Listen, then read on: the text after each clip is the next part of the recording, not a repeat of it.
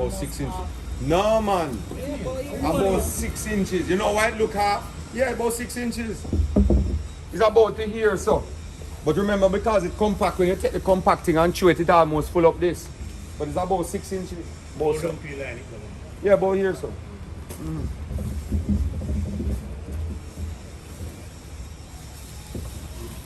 Wow. Alright, come on here, some this thing there. No, wait.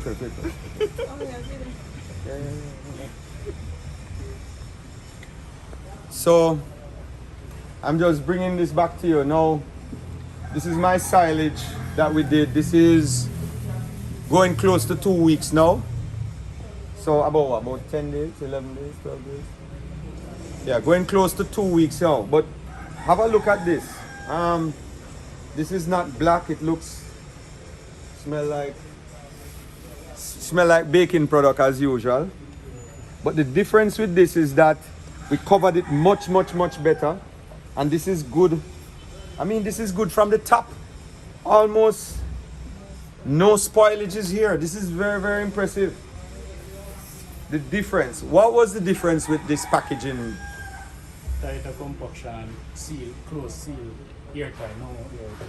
So what was it? We had a better seal. We sealed this drum much better, and we had tighter compaction. So the more you compact it, and the less air you make go to this thing, the better off it is. So this is actually grass, a little cane is in it, and wild tamarind. That's what this is. And we had sprinkled a little molasses on the top. A small amount of molasses was sprinkled on the top of this one, and this is the end result.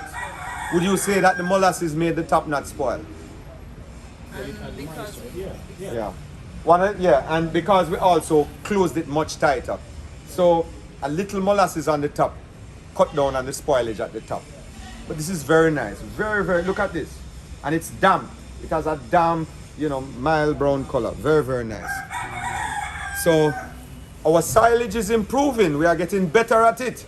Farmers, I want you all to keep trying this and keep doing it, because it is very rewarding when you see something like this. Because we compact this. When we throw this out, this will full maybe 2 or 3 drums, at least 3 drums. When we take this out, because we compact it, it takes 3 full drums, 3 to 4 full drum like this, end up in one of these barrels. That's what the compaction does. And it takes out the oxygen, and it causes the forage not to spoil. Very nice.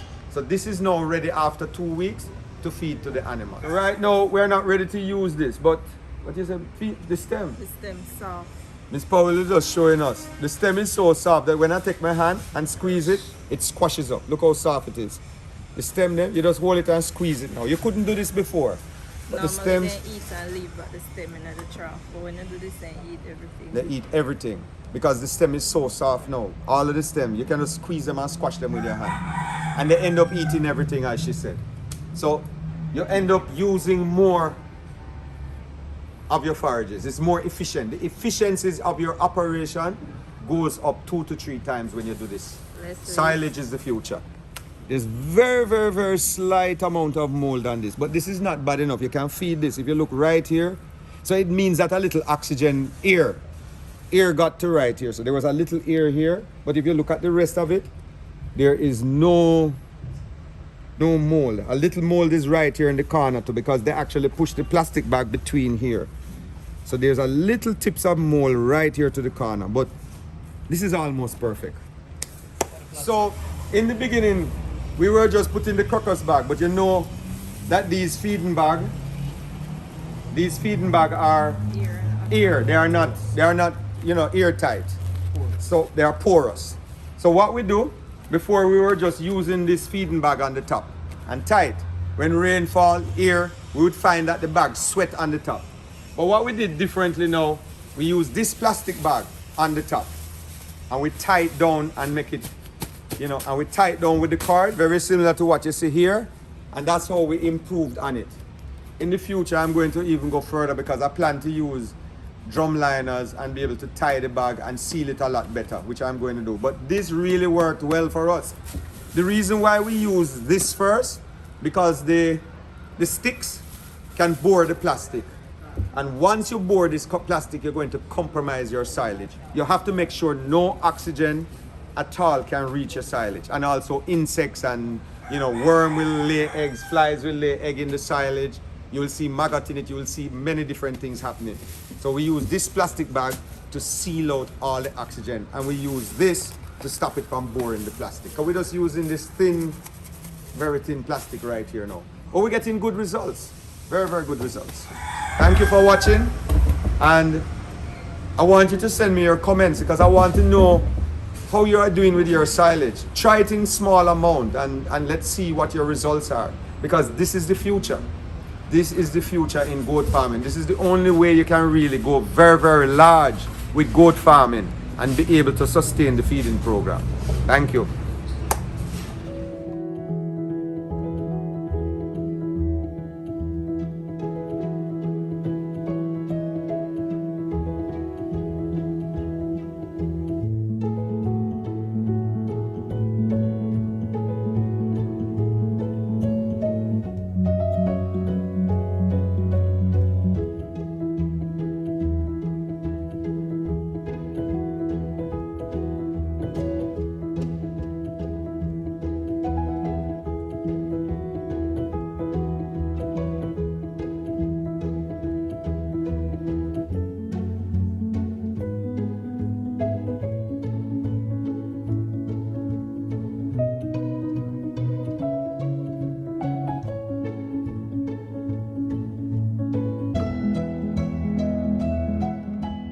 So some people ask us, but you need molasses in it, not necessarily.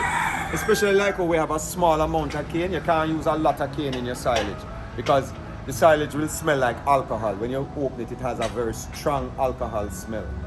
So you just use a little cane, which will provide the sugar, and you're good to go. All right.